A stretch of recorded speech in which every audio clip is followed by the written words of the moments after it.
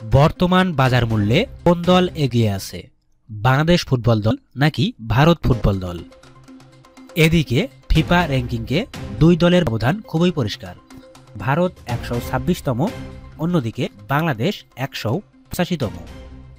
স্বাভাবিকভাবেই 50 ধাপের বেশি এগিয়ে থাকা ভারত আগামী মঙ্গলবার এশিয়া কাপ বাছাই পর্বে এগিয়ে থেকেই মাঠে নামবে। তবে একটি দলের শক্তি সামর্থ্য ফুটে ওঠে আরও যেসব মানদণ্ডে, তাতে ভারতের দাপট কিন্তু একশন নয়। আন্তর্জাতিক ম্যাচ খেলার অভিজ্ঞতা, তারুণ্যের সমাহারে বাংলাদেশ পিছিয়ে নেই। এমনকি ট্রান্সফার মার্কেটে খেলোয়াড়দের বাজার মূল্যের যে হিসাব, তাতেও এগিয়ে বাংলাদেশই। যদিও এক হামজা চৌধুরী পার্থক্য গড়ে দিয়েছেন। একটি ফুটবল ম্যাচের স্কোয়াড 23 সদস্যের হলেও বাংলাদেশ কোচ হাবিয়ের ক্যাবরেরা ভারতে নিয়ে গেছেন 24 জন। একইভাবে ভারতের কোচ মানোলো মার্কেজও দলে রেখেছেন 25 জন। দুই দলের বাড়তি খেলোয়াড় নিয়ে হিসাব করলে ট্রান্সফার মার্কেটে যে বাজার মূল্য দাঁড়ায়, তাতে স্পষ্ট ব্যবধানে এগিয়ে বাংলাদেশ। বর্তমান কাবরেরার দলের 24 জন খেলোয়াড়ের বাজার মূল্য দাঁড়ায় 86,25,000 মার্কিন ডলার।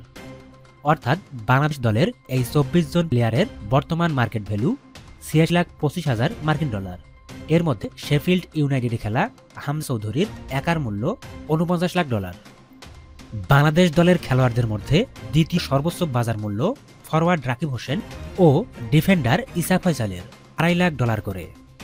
অপরদিকে ভারতীয় দলে থাকা 25 জনের মোট বাজার মূল্য 60,77,000 মার্কিন ডলার।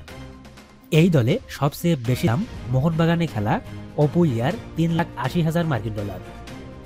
দ্বিতীয় সর্বোচ্চ 3.5 লাখ ডলার মোহনবাগেরই ডিফেন্ডার শুভাশিস বোসের। এই মুহূর্তে ট্রান্সফার মার্কেটে ভারতের দলটির বিশেষ দিক হচ্ছে সব খেলোয়াড়ই বাজার মূল্য কাছাকাছি। এককভাবে কারো দাম অন্যদের চেয়ে কয়েক গুণ বেশি নয়। আন্তর্জাতিক ম্যাচের অভিজ্ঞতায় অবশ্য ভারতের একজনই বাকি সবার চেয়ে এগিয়ে।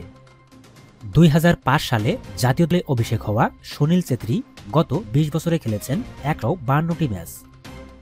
গত বছর অবসর নিয়ে সম্প্রতি দলে ফিরে আসা এই 40 বছর বয়সী ফরওয়ার্ড গোল করেছেন 95টি, যা ক্রিস্টিয়ানো রোনালদো, লিওনেল মেসি ও আলী দাইরির পর আন্তর্জাতিক ফুটবলে চতুর্থ সর্বোচ্চ।